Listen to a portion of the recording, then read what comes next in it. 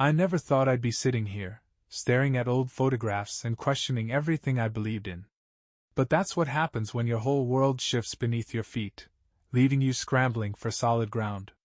Let me take you back to where it all began, before the doubt, before the pain, back when my life with Barbara was everything I'd ever dreamed of. We met 5 years ago at a local coffee shop. I was the guy who always ordered the same boring black coffee, and she was the barista who decided to surprise me one day with a hazelnut latte. "Live a little," she said with that smile that would eventually become my whole world. Barbara wasn't just beautiful, she had this way of making everything around her feel more alive, more colorful. Our courtship was like something out of a romance novel. Weekend trips to the coast, surprise picnics in the park, and late-night conversations that lasted until dawn. Within 6 months, I knew she was the one. I proposed on a rainy evening in our favorite restaurant, and when she said yes, the whole place erupted in applause.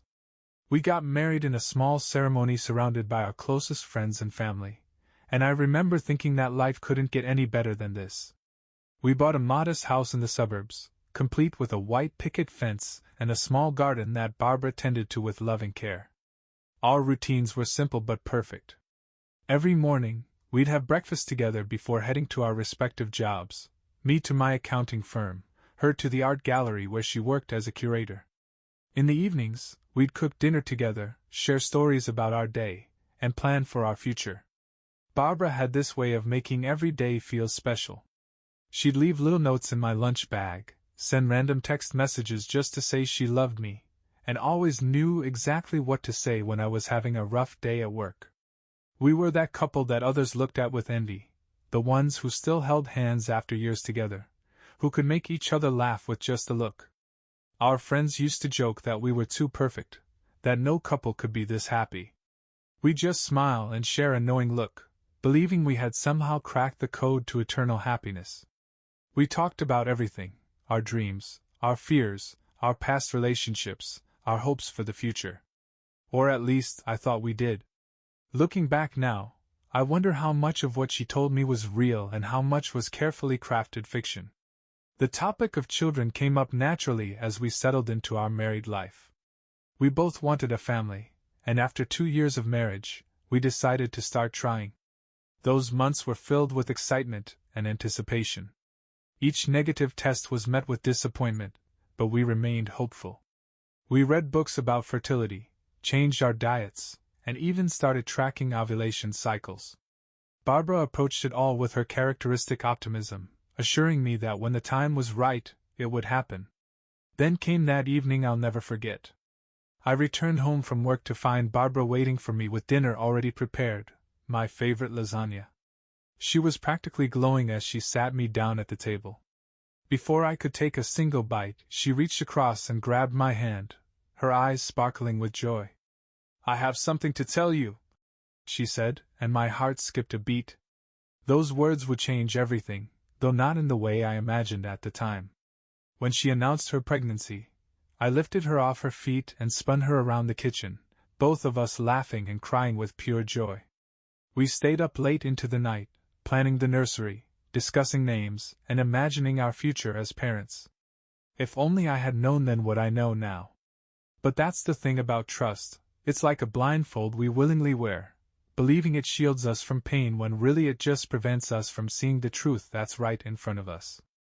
The months following Barbara's pregnancy announcement were like living in a dream. Every weekend, we'd visit baby stores, picking out tiny clothes and discussing color schemes for the nursery. Barbara insisted on a neutral palette, saying she wanted to be surprised about the baby's gender. I remember holding up little onesies, imagining our future child wearing them, completely unaware of how those innocent moments would later haunt me. The first thing I noticed was how Barbara's behavior began to shift.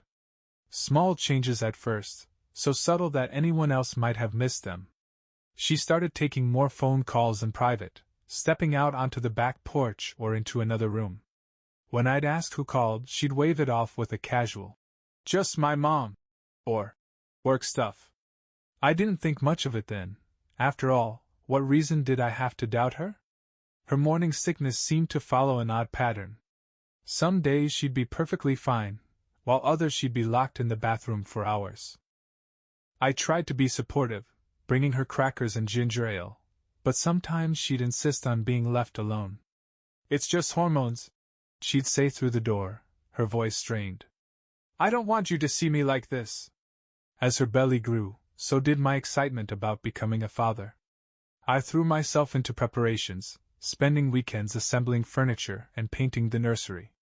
Barbara would watch from the doorway, one hand resting on her growing bump, a strange expression crossing her face when she thought I wasn't looking.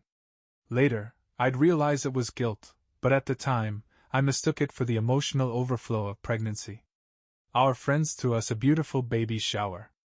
Barbara was radiant that day, surrounded by gifts and well wishes. During the party, I overheard a conversation between her and her best friend, Lisa, that struck me as odd. "Are you sure about this?" Lisa whispered, thinking no one could hear. Barbara's response was sharp and immediate. "Drop it, Lisa. Everything's perfect." When I asked about it later, Barbara dismissed it as concerns about her taking enough time off work after the baby arrived. Work, that was another thing that started changing. Barbara began staying late at the gallery more often, citing special exhibitions and important clients. I didn't question it. The art world operated on its own schedule, and I trusted her completely. Sometimes she'd come home with a distant look in her eyes, lost in thoughts she wouldn't share. When I'd asked about her day, her answers became increasingly vague, lacking the detailed stories she used to share.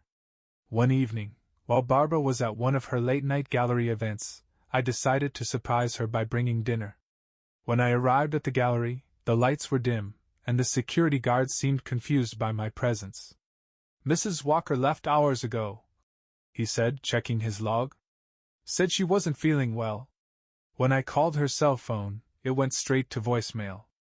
She arrived home an hour later, flustered and apologetic, explaining she'd gone for a walk to clear her head and lost track of time.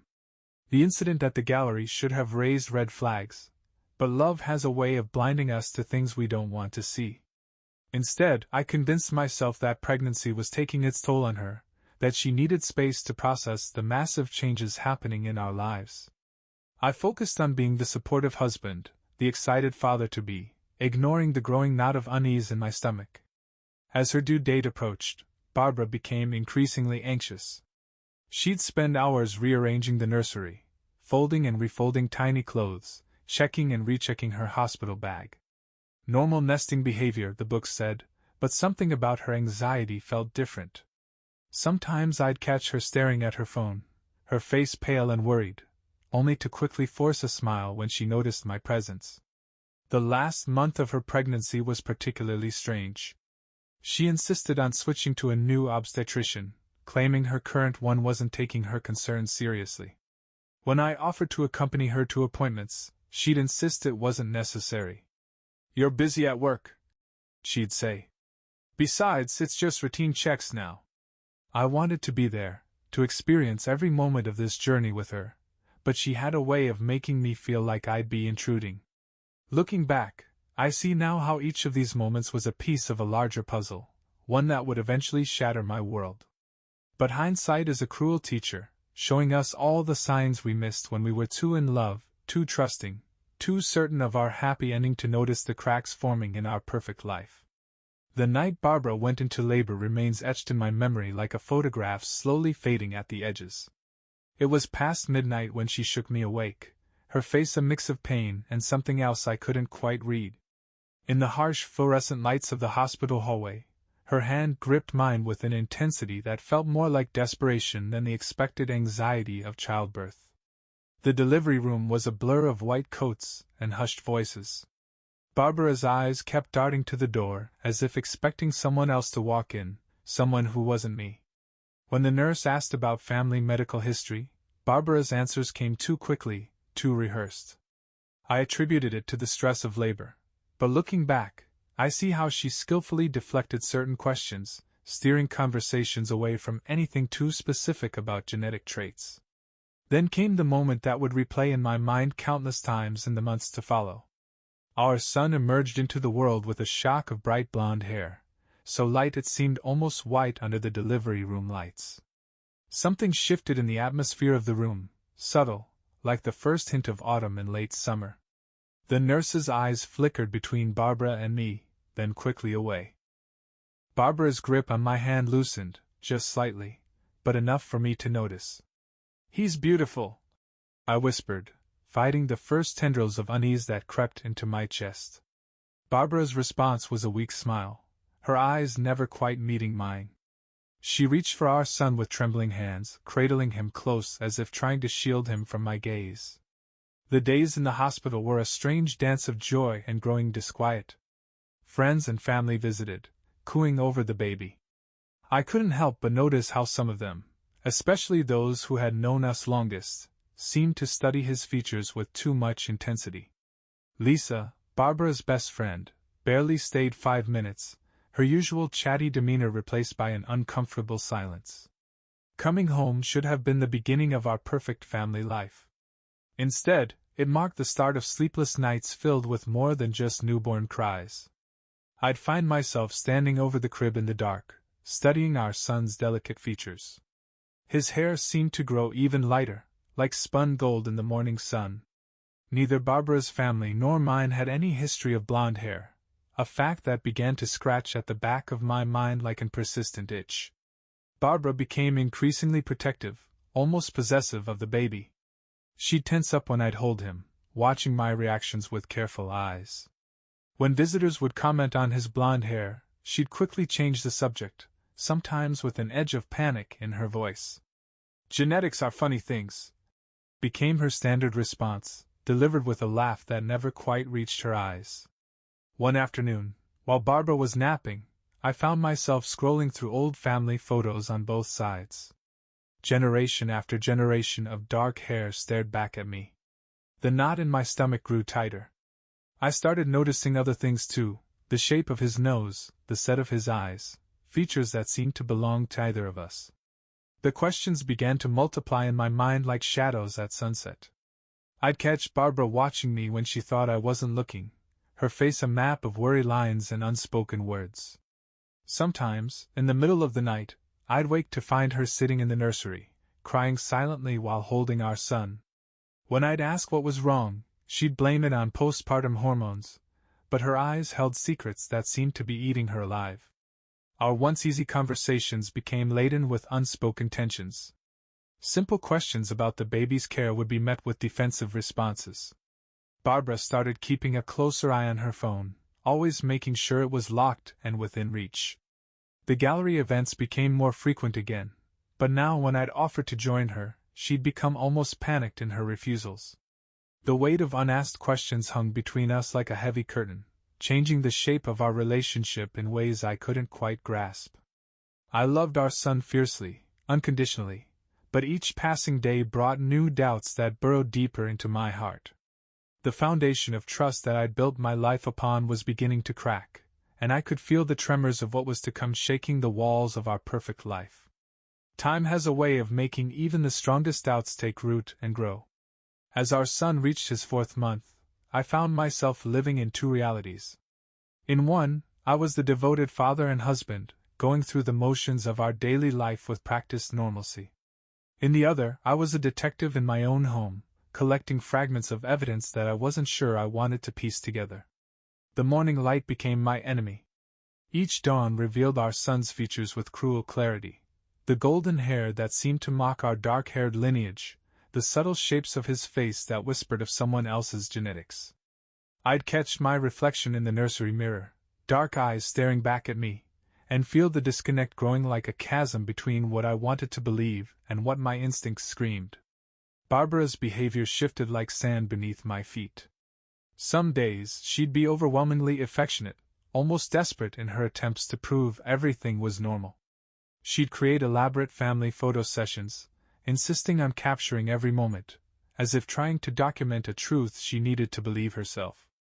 Other days she'd withdraw completely, lost in thoughts that painted shadows across her face. I started noticing things I'd previously overlooked. The way she'd position herself between me and the baby during doctor's visits, answering questions before I could. How she'd tense when I'd mention family resemblances, her fingers curling into tight fists before forcing them to relax. The mysterious phone calls continued, but now they happened in the garage, her voice a muffled whisper beneath the hum of the washing machine. One evening, I found her in the nursery, sorting through baby clothes with trembling hands. She was removing tags from new outfits, expensive ones I'd never seen before. When I asked about them, her explanation came too quickly, a story about a sale at a boutique that didn't quite align with our bank statements. The receipt she showed me later felt like a prop in an increasingly complex play. Sleep became my enemy. In the quiet hours of night, while Barbara and our son slept peacefully, I'd lie awake, my mind constructing scenarios that left me cold. Every happy memory we'd shared now felt tainted, viewed through the lens of potential deception. Had there been signs from the beginning? How many of our perfect moments had been built on carefully constructed lies? The photo albums that once brought joy became instruments of torture. I'd spend hours comparing family photos, tracking genetic traits through generations, searching for any trace of blonde hair in our family trees. Barbara caught me once, and the flash of fear in her eyes before she composed herself spoke volumes. She launched into a lengthy explanation about recessive genes and distant relatives, but her words felt hollow, rehearsed. Our friends began to notice the change in our dynamic. Dinner parties became exercises in pretense, with Barbara overcompensating with displays of affection that felt performative. I'd catch concerned glances from others, quickly masked when they realized I was watching. Even Lisa, who'd been distant since the birth, seemed torn between loyalty and guilt whenever she visited. The worst moments were the ones filled with love.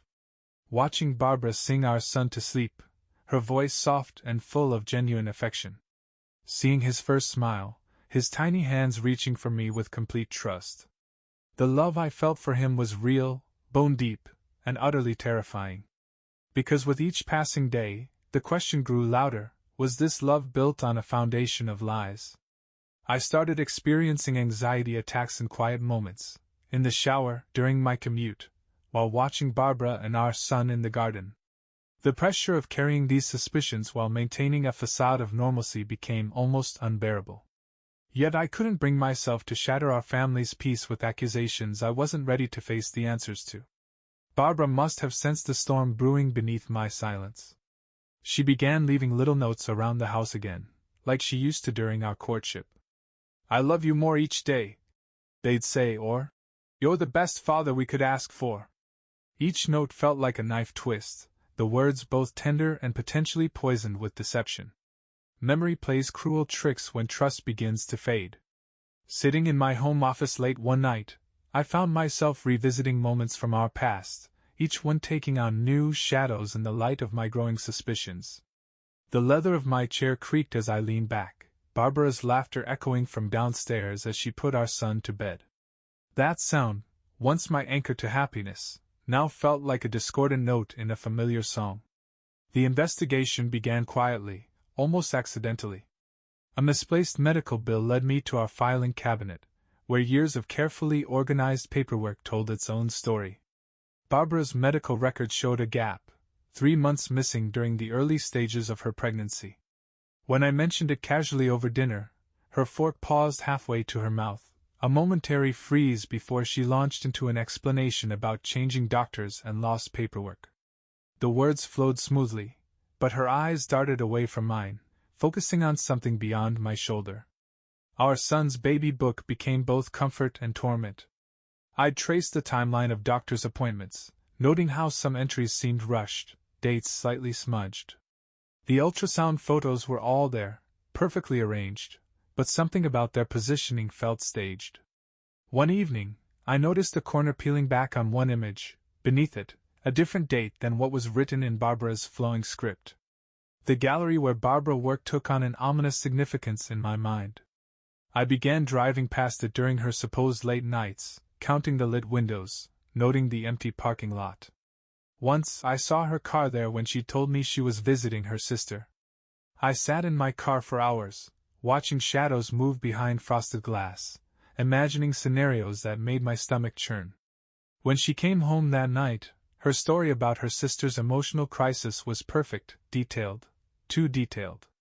Barbara's phone became a source of constant tension. She'd angled the screen away when messages arrived, her fingers flying across the keyboard before quickly tucking it away. One morning, I woke early to find her sleeping deeply, the phone on her nightstand unlocked. My hands trembled as I reached for it, but I pulled back at the last moment, disgusted with myself yet haunted by the opportunity lost. Our son's milestones became bittersweet celebrations. His first crawl across the living room floor, captured on video, showed Barbara's hands nervously fluttering at the edges of the frame. During his first attempts at words, her eyes would dart to me whenever he made sounds that might form "Dad," as if gauging my reaction. Each moment felt tainted by an undercurrent of secrecy. The turning point came during a routine pediatrician visit. The doctor, new to the practice, asked about family medical history. Before I could speak, Barbara launched into a well-rehearsed narrative about her family's health background. When the doctor turned to me, Barbara interjected, "Oh, his family's blessed with perfect health, aren't they, honey?" The look she gave me was both pleading and warning. Later, in the parking lot, I noticed her hands shaking as she buckled our son into his car seat. Sleep became a luxury I could no longer afford. Nights stretched endless, filled with the soft sounds of our son's breathing through the monitor, punctuated by Barbara's restless turning beside me. Sometimes she'd whisper my name in her sleep, her voice tight with anxiety, and I'd wonder which version of me she was dreaming about, the trusting husband she'd married, or the suspicious stranger I was becoming. My work began to suffer. Numbers blurred on spreadsheets as I lost myself in spirals of speculation. Colleagues noticed my distraction, their concerned questions met with vague responses about sleepless nights with the baby. It wasn't entirely a lie, I was sleepless, but not for the reasons they assumed. In quiet moments alone with our son, I'd study his features with an intensity that bordered on obsession. His blonde hair caught the sunlight like spun gold, so different from the dark strands Barbara and I shared. He'd laugh and reach for me with complete trust, unaware of the storm brewing in my heart. Those moments were the hardest, when love and doubt waged war within me, either side emerging victorious. There's a particular kind of silence that fills a home when trust begins to die. It seeps into the walls, colors the light differently, makes familiar spaces feel foreign. That silence had become my constant companion, wrapping around our family photos that lined the hallway, each smiling face now seeming like a mask concealing deeper truths. The morning everything began to truly unravel started ordinarily enough. Barbara was feeding our son in the kitchen, sunlight streaming through the window, catching the gold in his hair.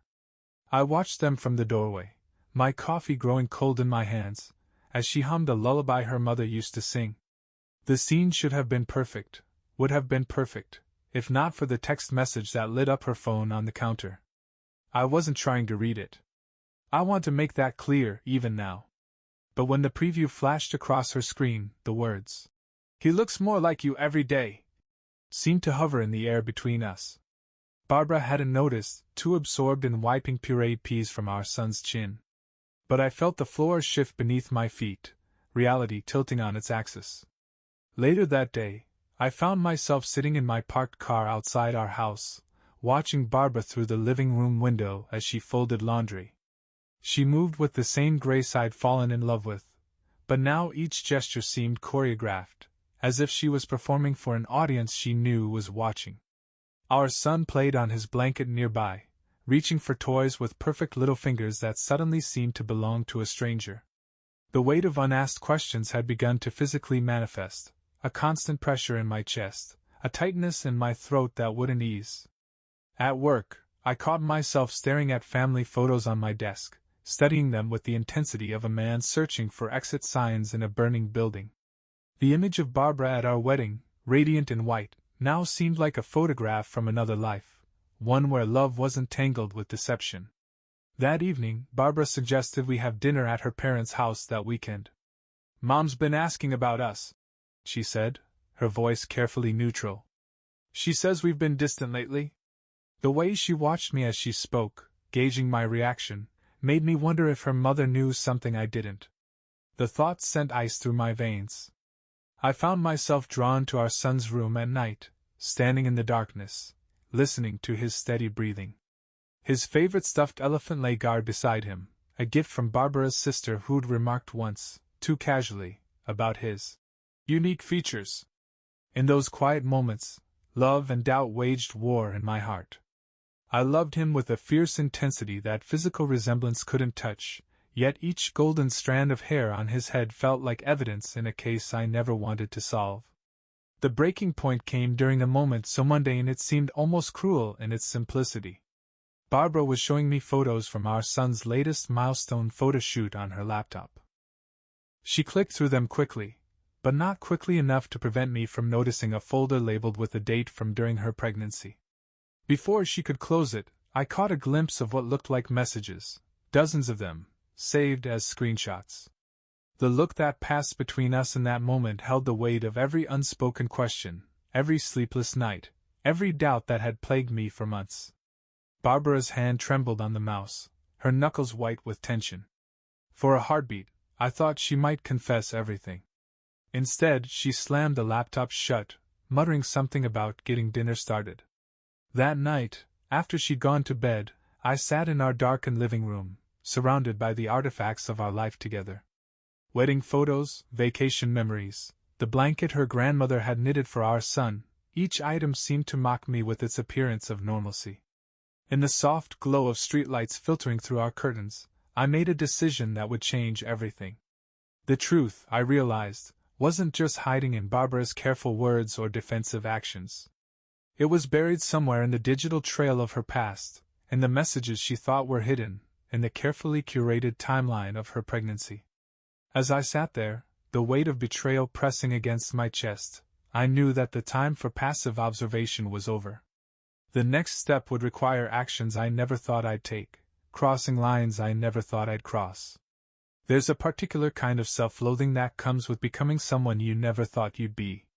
As I sat in our home office at 3 a.m., the soft blue glow of Barbara's laptop illuminating my face, I barely recognized my reflection in the dark window. The man I'd been a year ago would never have imagined himself here, fingers hovering over keys, heart pounding with the knowledge that I was about to cross a line I could never uncross. Barbara had grown careless with her passwords lately, perhaps worn down by the weight of whatever secret she carried. A post-it note stuck to her planner held what looked like random numbers, our son's birthday written backward. My hands trembled as I typed it in, each keystroke feeling like another betrayal of the trust we'd once shared. The screen came to life, and with it, the death of my last pretense of respecting her privacy. The folders were organized with Barbara's characteristic precision. Work documents, photo albums, recipes, everything labeled and dated with meticulous care. But there, buried 3 levels deep, was a folder simply marked 2024. My cursor hovered over it as memories flooded back. Barbara's strange behavior during those months, the mysterious doctor's appointments, the calls that always ended when I entered the room. What I found inside felt like watching our marriage dissolve in real time. Email exchanges with an unfamiliar address, their tone intimate and familiar. Appointments scheduled at a private clinic across town, never mentioned in our shared calendar.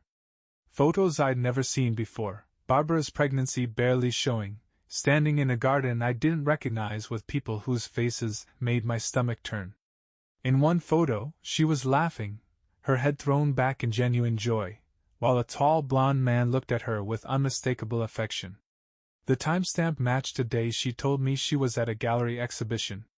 Our son's golden hair suddenly felt less like a genetic mystery and more like an accusation. The deeper I dug, the more the timeline of our perfect life began to unravel. Messages revealed patterns of meetings disguised as work events, carefully coordinated to avoid suspicion. There were conversations about fears and doubts, about choices and consequences. About me. Reading them felt like eavesdropping on my own execution.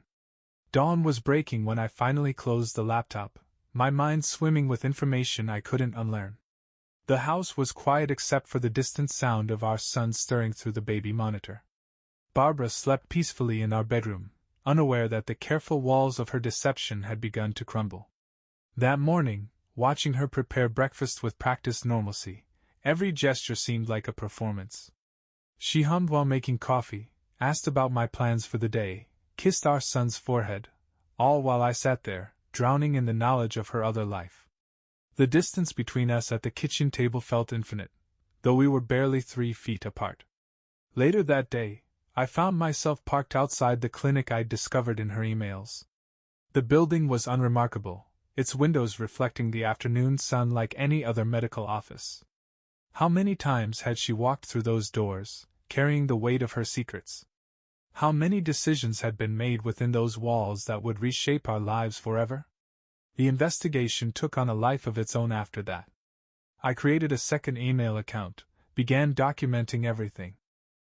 Times she was unaccounted for, discrepancies in her stories, phone numbers that appeared too frequently on our bill. Each piece of evidence felt like another nail in the coffin of our marriage, yet I couldn't stop. The truth, however painful, seemed preferable to the slow poison of uncertainty. Our son became both my anchor and my torment during these days. Every moment with him was precious, yet tainted by questions I couldn't silence. When he smiled, I searched for traces of the man in the photo. When he laughed, I wondered if his joy came from genes that weren't mine. The love I felt for him remained unchanging, even as everything else in my world shifted into chaos. Barbara must have sensed something shifting. Her attempts at normalcy became almost frantic. Elaborate family dinners, unexpected gifts, increased affection. But underneath her perfect wife performance, I caught glimpses of fear in her eyes. She began checking her phone more frequently, glancing over her shoulder as she typed, growing increasingly careful with her laptop. The dance of deception between us had become more complex, each of us aware that something was coming to a head, either willing to make the first move. Some moments reshape the architecture of your entire life. They come without warning, on ordinary days that give no hint of their devastating potential. For me, it was a rainy Thursday afternoon, the kind where the sky seems to press against your windows like a living thing, trying to witness what's about to unfold. I hadn't planned for this to be the day. The evidence I'd gathered sat heavy in my desk drawer, emails printed with trembling hands, photos that burned like accusations, phone records that told stories of countless secret conversations. But it was something far simpler that finally broke the dam of silence between us. Barbara was in the nursery, folding our son's clothes with that careful precision she brought to everything. Sunlight filtered through the rain clouds, catching the gold of her wedding ring as she worked. I stood in the doorway, watching her, remembering how she used to fold my shirts the same way during our first years together. The memory felt like ashes in my mouth. "His hair's getting darker," she said suddenly, not looking up. "See how it's starting to change?" Her voice carried a note of desperation I'd never heard before, as if she could alter reality through sheer force of will. "No," I said quietly, the word falling between us like a stone in still water. "It's not." She froze, her hands still clutching a tiny blue sweater. The silence that followed was deafening, filled with years of unspoken truths and carefully constructed lies. When she finally turned to face me, her eyes held a mixture of fear and resignation that confirmed everything before a single word was spoken. "How long have you known?" she whispered, her voice barely audible over our son's soft breathing through the baby monitor. "Known? Or suspected?" The distinction felt important somehow. "I've suspected since the day he was born. But knowing..." I pulled out my phone, opened the photos I'd discovered. "The garden party at Michael's house. May 15th last year. You told me you were at a gallery opening." The color drained from her face as I scrolled through the images. Her laughing in that sun-dappled garden, the tall blonde man's arm casually draped around her waist. Our son's features suddenly felt like a map, leading directly to truths I'd tried so hard to deny. "It wasn't..." she began, then stopped, seeming to realize the futility of more lies. "I never meant for any of this to happen. Did you love him?" The question surprised even me, emerging from some deep well of pain I hadn't known I possessed. Barbara sank into the rocking chair, our son's sweater still clutched to her chest like a shield. "I thought I did. For a while." Her voice cracked. "It was during that period when we were trying so hard to have a baby. The fertility treatments, the disappointments. Michael was just there. while I was at home, charting temperatures and reading about fertility supplements. The bitterness in my voice felt foreign, yet familiar. Planning our future while you were planning deceit? Tears streamed down her face now, but I felt oddly detached from her pain. It ended before I knew I was pregnant. I swear it did. When I found out. She looked up at me, her eyes pleading. I convinced myself it could be yours. I wanted it to be yours so badly. But you knew. It wasn't a question. You knew all along. She nodded, the movement almost imperceptible. I tried to tell myself it didn't matter. That love makes a father, not blood. You loved him so much, from the very first moment. Don't. The word came out sharp, cutting through her justifications. Don't use my love for him to excuse your betrayal. Our son stirred in his crib, making those small sounds that usually preceded waking. Barbara moved to stand, but I was already there, lifting him gently. His sleepy eyes opened, and he smiled at me, that pure, unconditional love that had become both my greatest joy and deepest wound. What happens now? Barbara's voice was small, lost. I looked down at our son, because despite everything, that's what he was to me, and felt the weight of choices I never wanted to make pressing down on my shoulders. The truth had finally broken free, but instead of closure, it felt like standing on the edge of an abyss, with no clear path forward or back. The days following truth are strange beasts. They move like molasses, thick with unspoken words and shattered expectations. Our house, once a sanctuary of shared dreams, became a museum of lies, each family photo on the wall a carefully curated fiction, each shared memory now tainted with the shadow of deception. Barbara moved into the guest room without being asked. The sound of her crying would drift through the walls at night, a haunting melody that stirred something between pity and rage in my chest. Our son, oblivious to the earthquake that had devastated our world, continued to smile and reach for both of us with equal love. His innocence felt like both salvation and torture. I found myself standing in his nursery during the dark hours, watching him sleep, trying to untangle the knot of emotions in my chest. The love I felt for him remained unchanged, perhaps even stronger now, knowing he needed protection from the complexities of adult betrayals. His tiny hand would curl around my finger as he slept, and in those moments, biology seemed like such a small thing compared to the depth of our connection. One morning, I discovered Barbara sitting at the kitchen table, surrounded by papers, legal documents, custody agreements, divorce proceedings. She looked up as I entered, her eyes red-rimmed and hollow. I've been researching, she said, her voice rough from crying. About father's rights, about what happens next. You have a case for custody if you want it. The law recognizes the father who raises the child, not just. Stop. I cut her off, the word hanging between us like smoke. The thought of lawyers and courts discussing our son like a piece of property made my stomach turn. He's my son. That's not what I'm struggling with. Her hands trembled as she gathered the papers.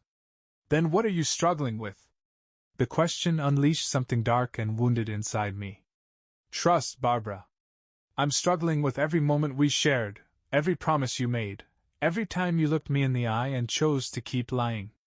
I'm struggling with the fact that our entire marriage might have been built on your ability to maintain a perfect facade. She flinched as if I'd struck her. It wasn't all lies, she whispered. The love was real. Is real. I just made a terrible mistake and then kept making worse ones trying to protect everyone from it. Protect everyone? Or protect yourself? The bitterness in my voice surprised even me. You watched me fall in love with him, knowing the truth. You watched me search his features for family resemblances, make plans for his future, all while carrying this secret. That's not protection, Barbara. That's cruelty. A baby's cry through the monitor interrupted whatever response she might have made. We both moved instinctively toward the stairs, then stopped, caught in the awkward dance of our new reality. I'll go, I said quietly, needing the escape as much as he needed comfort. In his room, holding him close as his cries subsided, I found myself humming the lullaby Barbara used to sing. The irony wasn't lost on me. how even in my anger, pieces of her were woven into my relationship with our son. Because despite everything, that's what he was. Our son. Not by blood, but by every moment I loved him, every midnight feeding, every first smile, every tiny milestone that had carved him into my heart. The hardest part wasn't the anger or the betrayal, though those burned hot enough to keep me awake at night. The hardest part was watching Barbara's genuine love for our child and remembering why I'd fallen in love with her in the first place. In quiet moments, I'd catch glimpses of the woman I'd married, in the gentle way she cared for him, in her determination to make things right, in her willingness to face the consequences of her actions. But love and trust are different creatures, and while one might survive a fatal wound, the other rarely recovers from a direct hit. Each night, as I lay awake listening to the sounds of our fractured family breathing under one roof, I wondered if there was a path forward that wouldn't destroy us all. Time doesn't heal all wounds, some it simply teaches you to carry. As autumn painted our neighborhood in shades of gold and crimson, I watched our son take his first steps in the backyard, Barbara hovering nearby, both of us existing in this strange new reality we'd created. The moment should have been pure joy, but like everything else now, it came wrapped in layers of complexity. The decision to stay in the same house was controversial. Friends questioned my sanity, family members warned against the emotional toll, but they didn't understand. This wasn't about Barbara anymore. It was about the little boy who would run to both of us with equal enthusiasm, whose world I refused to shatter because of adult mistakes. One evening, as I sat on the porch watching the sunset, Barbara joined me with 2 cups of coffee. The gesture reminded me of our early days, when everything seemed simpler. She placed my cup on the railing, maintaining the careful distance we'd established. "I met with Michael today," she said quietly, her words cutting through the cricket song. "He wants to be part of his life." The familiar surge of anger rose in my chest, but it felt different now, dulled by time and exhaustion. "And what did you tell him?" "That he gave up that right when he walked away knowing I was pregnant."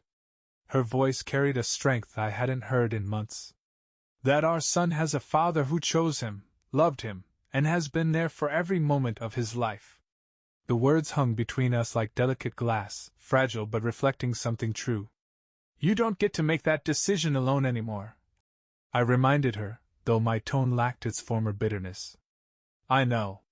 She wrapped her hands around her coffee cup, seeking warmth. "But I thought you should know where I stand. Whatever happens next, whatever you decide about us, about divorce, I want you to know that in my eyes you're his father. Biology doesn't change that."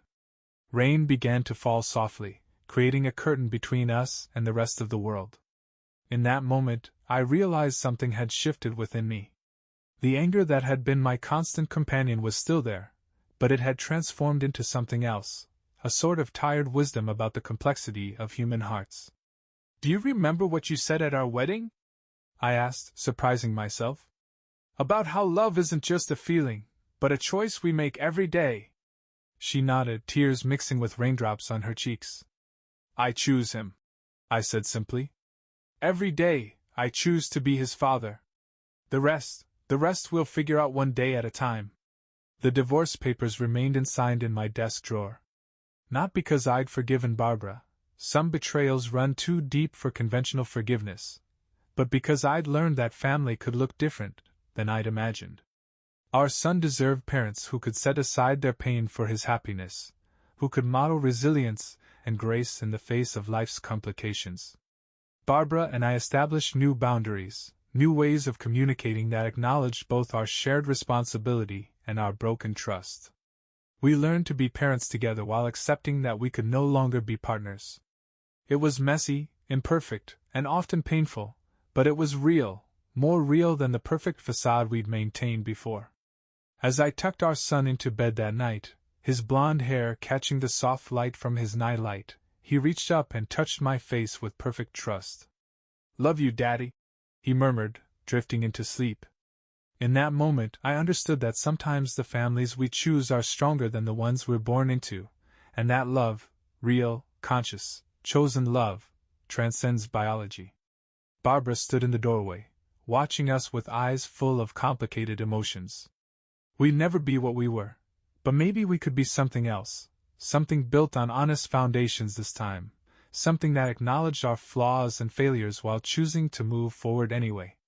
The future stretched out before us, uncertain but full of possibilities. Our story wasn't the one I'd planned to tell, but it was ours, messy, complicated, and real. And in its own way, maybe that was more beautiful than the perfect lie we'd lived before.